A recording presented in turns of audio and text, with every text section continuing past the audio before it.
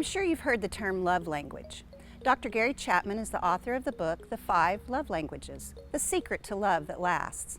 He defines them as gifts of affection, quality time together, physical touch, words of admiration, and acts of service.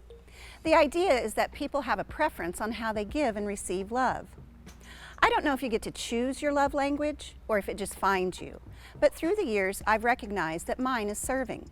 Now let me be clear, I am most comfortable showing my love by serving others. I am not saying I like to be served. Being in the background doing whatever needs to be done is where I am most comfortable. Throughout my life I've been fortunate to have opportunities to serve others. Through my family, friends, church, community, and beyond, God has called me to be a servant. There are many verses in the Bible that have been my support when, even though serving is my love language, it is not always my favorite activity at the time. It's at these times when I reflect on Colossians 3:23. Don't just do the minimum that will get you by, do your best. Work from the heart for God. When we serve others with our own agenda, we can often start feeling that it is a chore.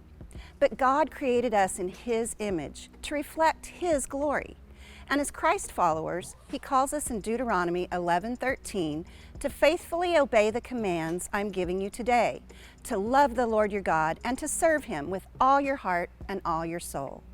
And in Matthew 22, Jesus tells the religious scholars, love the Lord your God with all your passion and prayer and intelligence. Love others as well as you love yourself. So, we are called to love others. Serving is a tangible way to give to others and be faithful to God's calling for us. Jesus tells His disciples in Matthew 20, whoever wants to be great must become a servant. That is what the Son of Man has done. He came to serve, not be served, and then to give away His life in exchange for the many. Jesus, God in the flesh, was sent to serve us. That is humbling. When we submit to the idea of serving as a privilege and not a chore, the blessings are endless.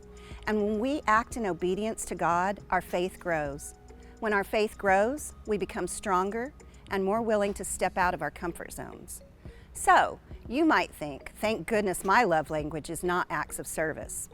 It may not be your preference, but it is what God calls us all to as believers and followers of Christ. Let's make God's world better by putting others in a place of value, serving one another when the opportunities arise. Don't wait for someone else to serve. Grow in faith by trusting God to use you to be His hands and feet to our hurting world. Our schools need God's servants to help students and staff feel valued. The elderly in care homes need God's servants to lessen the loneliness. Your neighbors need God's servants to feel connected. Serving starts with love and kindness and grows into a way of helping us get closer and stronger in becoming the image of God. In Galatians 6:9 and 10, we are given this challenge. So let's not allow ourselves to get fatigued doing good. At the time we will reap a good crop if we don't give up or quit. Right now, therefore, every time we get the chance, let us work for the benefit of all.